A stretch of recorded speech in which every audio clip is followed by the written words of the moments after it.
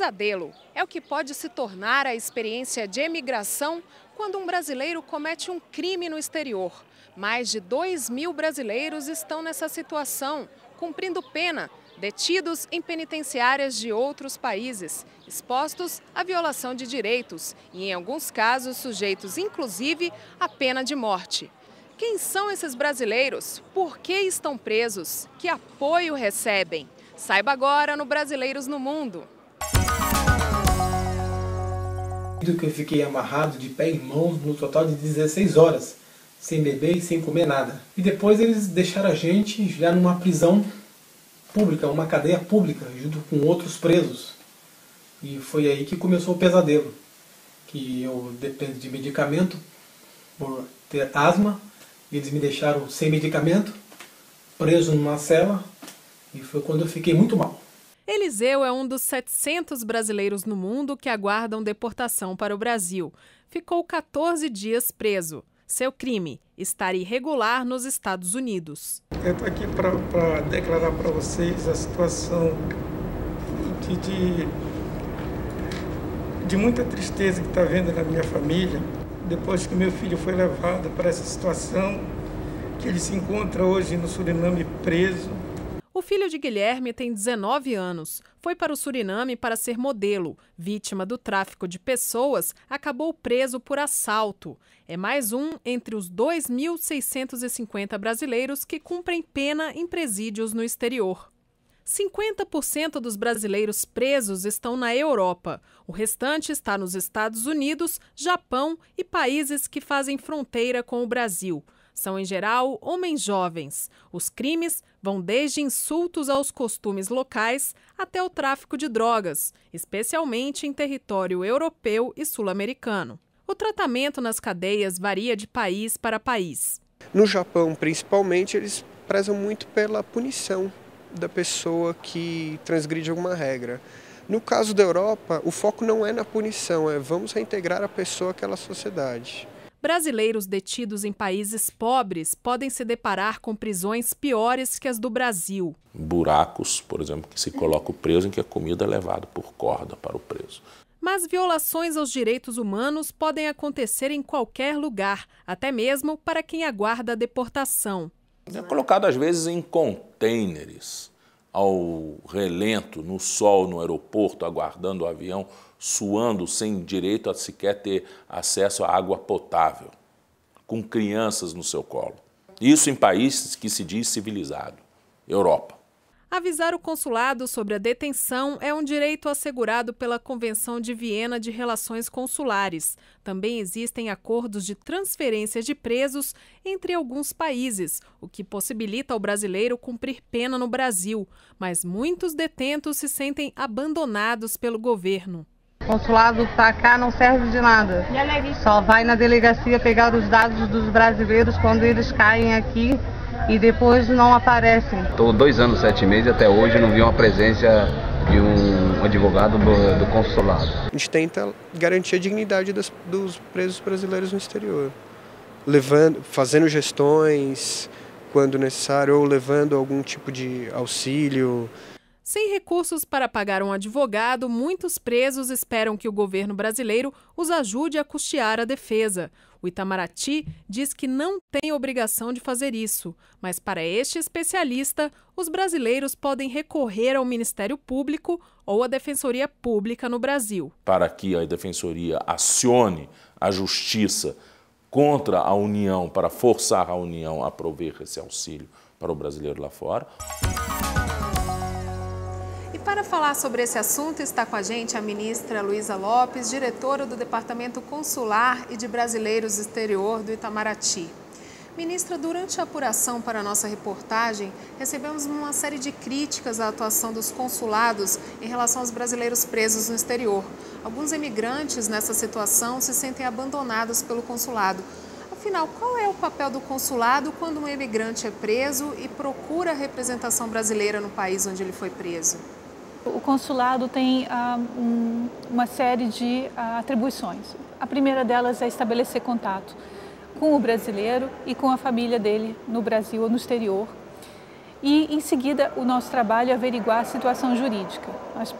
Nós buscamos verificar qual é exatamente a questão, se ele está sendo detido para ser indiciado, se ele está sendo detido por questão migratória para ser deportado em seguida, e se haverá, no caso de haver um processo judicial contra ele, nosso trabalho é garantir que ele terá acesso à justa defesa, ou seja, que ele poderá contratar um advogado ou, alternativamente, valer-se de um defensor público naquele país.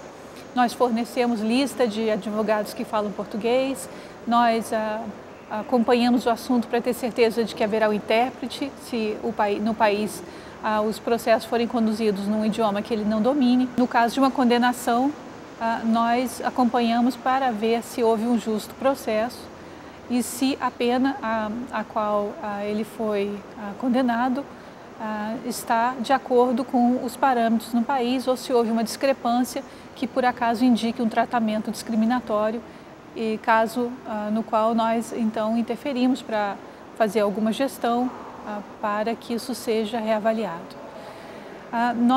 Essa é a parte jurídica. Nós também temos uma atribuição de nos certificar de que o brasileiro está tendo seus direitos plenamente respeitados, de que ele está tendo respeitado o seu direito à integridade física e psicológica e moral. No caso dos países com os quais nós temos acordo de transferência de apenados, uma vez exarada a sentença, nós oferecemos essa possibilidade de que ele submeta a solicitação de transferência para cumprir pena no Brasil. Já temos cerca de mais de 10 países com os quais nós temos acordo e há essa possibilidade pendente de negociação bilateral caso a caso, de em que momento pode ser feita essa solicitação de transferência. Isso individualmente. Em caráter mais geral, o consulado, todos os consulados têm um calendário de visita aos brasileiros detidos na jurisdição e isso vai variar muito de país para país. Por que alguns consulados são mais atuantes do que os outros? Tivemos a informação, por exemplo, que o consulado de Boston mantém um advogado para dar orientações aos brasileiros, inclusive aos brasileiros que estão presos. Eu diria que o diferencial está na relação número de brasileiros detidos naquela jurisdição e o tamanho da equipe consular. Alguns postos têm uma carga muito pesada. No Japão, por exemplo, nós temos cerca de 400 brasileiros cumprindo pena. Nos Estados Unidos, nós temos cerca de 240. Outros países terão 20 ou 30. Então, é muito mais fácil dar atenção personalizada a 20 ou 30 brasileiros do que a 400. No caso do Japão, são 3 postos da rede consular e esses brasileiros normalmente estão presos em estabelecimentos penitenciários distantes da sede do posto. Então, com uma grande frequência, a visita ao brasileiro preso requer uma viagem. Então, toda semana nós estamos autorizando viagens de agentes consulares, viagens de trem, às vezes de avião, para centros penitenciários que podem ficar localizados a 500 quilômetros de distância. No caso, por exemplo, de Los Angeles, o nosso consulado de Los Angeles tem de uma jurisdição de vários estados e nós temos de viajar de avião para o Arizona, para outros estados daquela região e não é uma atividade que se possa fazer com tanta frequência. Nós nos certificamos de que todos os brasileiros estão em contato conosco por telefone, mas a visita não é tão frequente quanto nós gostaríamos. Durante a nossa reportagem, a gente também recebeu algumas reclamações de brasileiros presos ali na região de fronteira com países da América do Sul, como o Paraguai. Essas regiões, por estarem na fronteira, elas têm uma presença menos forte do Estado, são regiões mais complicadas para essa atuação consular? Não, na verdade, nós temos uma presença muito densa na fronteira. Nós temos diversos consulados de fronteira. Com o Paraguai, temos Ciudad del Este, temos vários consulados na região, Concepción, Encarnación, Pedro Juan Caballero.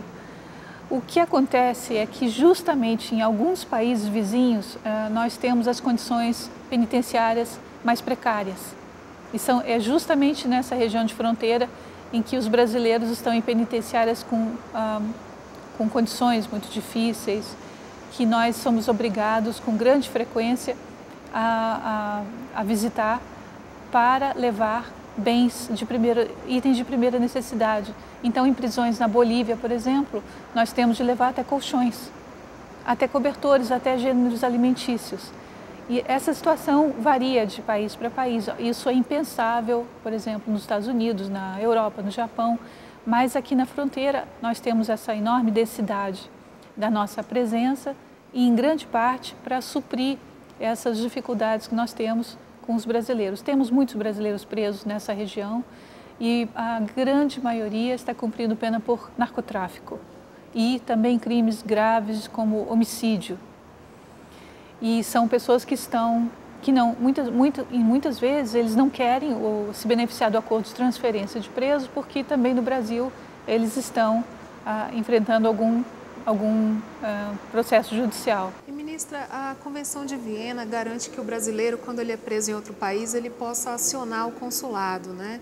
Mas quando ele é preso num país que não é signatário dessa convenção, como é que ele faz para conseguir falar com o consulado e o que o consulado pode fazer por ele num país como esse, que não é signatário? Isso realmente não é um impedimento.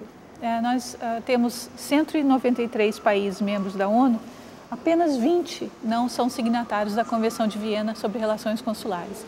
E mesmo esses 20 acabam obedecendo ao disposto na Convenção por se tratar de direito consuetudinário, ou seja, é um costume, já é uma prática da comunidade de nações. Nós não temos praticamente nenhum problema com esses 20 países, não só porque são países onde temos uma comunidade muito diminuta, mas como também há certos princípios e certos procedimentos que são observados por toda a comunidade de nações. Em relação aos países onde existe a pena de morte, quantos brasileiros hoje correm o risco de pena de morte? Por que eles estão nessa situação? E o que o Ministério das Relações Exteriores do Brasil pode fazer nesses casos? Hoje nós temos apenas 2 brasileiros que estão condenados à pena de morte. Primeiramente, nós tentamos esgotar a via judicial. Nós acompanhamos o trabalho dos advogados, contratamos advogados se for necessário e tentamos fazer com que haja uma reversão, uma comutação da pena. E muitas vezes esses processos duram anos, costumam ser bem-sucedidos. Quando se esgota a via judicial sem que haja uma reversão ou uma comutação da pena, nós partimos para gestões políticas. E com os países onde temos brasileiros nessa situação, nós incluímos o tema nas agendas de alto nível, ou seja, nas visitas presidenciais, no encontro dos chanceleres, e nós mantemos aquele tema na agenda, fazendo sempre a solicitação de que haja uma comutação da pena para uma pena apenas de prisão, possivelmente perpétua, mas pelo menos apenas prisão, com base em motivos humanitários, já que no Brasil não temos pena de morte. Devo dizer que nós, em muito tempo, não tivemos nenhum caso de brasileiro executado no exterior, mas é sempre um desafio, porque esses brasileiros infringiram a lei de outro país. No caso dos 2 casos, são ambos de narcotráfico.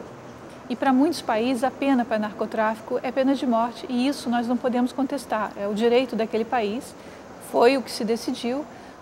E por isso nós não podemos questionar a pena em si, nós apenas pedimos um perdão com bases humanitárias.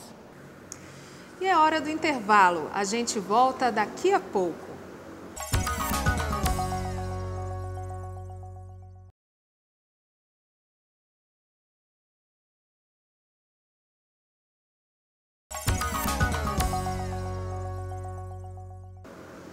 De volta com Brasileiros no Mundo, um programa da TV Brasil Internacional. Com a gente, a ministra Luísa Lopes, do Ministério das Relações Exteriores. E vamos à participação dos emigrantes brasileiros. Há 9 anos tenho um site informativo dirigido à comunidade brasileira que aqui reside. Logicamente que por ter esse site, é um site acessado por mais de 45 mil pessoas por mês, temos inúmeras pessoas que nos procuram pedindo ajuda. E dentre essas pessoas, muitas famílias de detentos brasileiros que estão aqui na Holanda. A coisa que eles mais querem saber é se eles cometeram um crime aqui na Holanda e cumpriram a pena aqui, se quando eles forem liberados e forem ao Brasil, se eles ainda continuarão com antecedentes criminais no Brasil ou ficarão livres dessa mancha na vida deles. Automaticamente não. O brasileiro, após ter cumprido a pena no exterior, ele chegará ao Brasil sem nenhum antecedente criminal. Mas, se uma vez retornando ao Brasil, ele estiver envolvido em algum processo judicial aqui no Brasil, o juiz, a autoridade policial ou o Ministério Público poderão, eventualmente, pedir, via carta rogatória, informações, antecedentes penais no país onde ele esteve nos últimos anos. E aí, nesse caso, a informação será, sim, repassada judicialmente e chegará ao conhecimento e será incluída nos autos desse processo.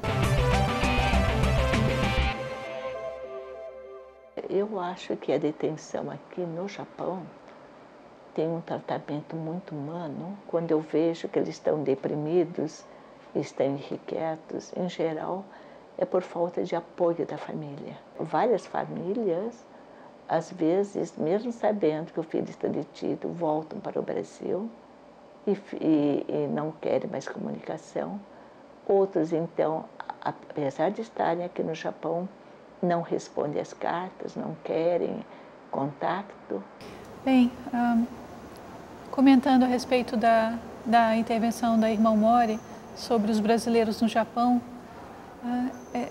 de fato, em muitos casos a família tem aquele enorme desgosto, a imigração, que era um sonho, se torna um motivo de vergonha, de constrangimento, mas da nossa perspectiva, é mais raro nós vermos a família ter essa atitude. Muito mais comum nós vermos o brasileiro detido não querendo informar a família. No Japão, eu gostaria de recordar que os consulados brasileiros trabalham com um apoio de voluntários. Há grupos de voluntários brasileiros que complementam o nosso trabalho com visitas adicionais em que eles fazem aos brasileiros, que são muito importantes. Como eu disse, a frequência com a qual nós podemos visitar cada brasileiro é menor do que nós gostaríamos. E essa complementação do trabalho que nós procuramos estimular junto a comunidades brasileiras em outros países é muito importante. É o calor humano que está sendo passado a esses brasileiros. Obrigada, ministra Luísa, pela participação aqui no nosso programa Brasileiros no Mundo. E fique atento para a dica da semana.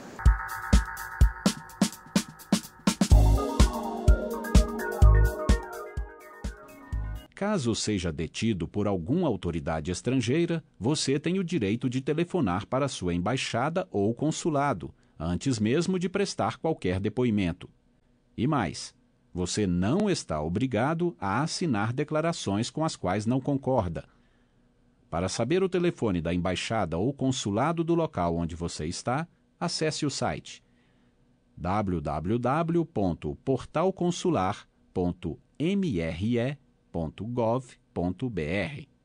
Hoje no Fala Conselheiro, Fausto da Rocha, eleito para o Conselho de Representantes de Brasileiros no Exterior pela América do Norte e Caribe, comenta a questão dos brasileiros detidos nos Estados Unidos. Uma outra preocupação que se torna uma prioridade da nossa região é a questão dos brasileiros que se encontram presos, porque é um número muito grande de brasileiros que se encontram presos no momento e há muitas violações dos direitos humanos dentro dos presídios. Então, há necessidade de um melhor acompanhamento por parte do governo e nossa, dos conselheiros, para cuidar dessa situação. E estamos terminando mais um Brasileiros no Mundo. Se você quiser participar do programa, grave o seu vídeo ou escreva sua mensagem e mande para a gente pelo e-mail brasileiros@ebc.com.br. Você também pode acompanhar a nossa programação pela internet. Acesse o nosso site www.tvbrasil.ebc.com.br/internacional. Voltamos na próxima semana. Até lá!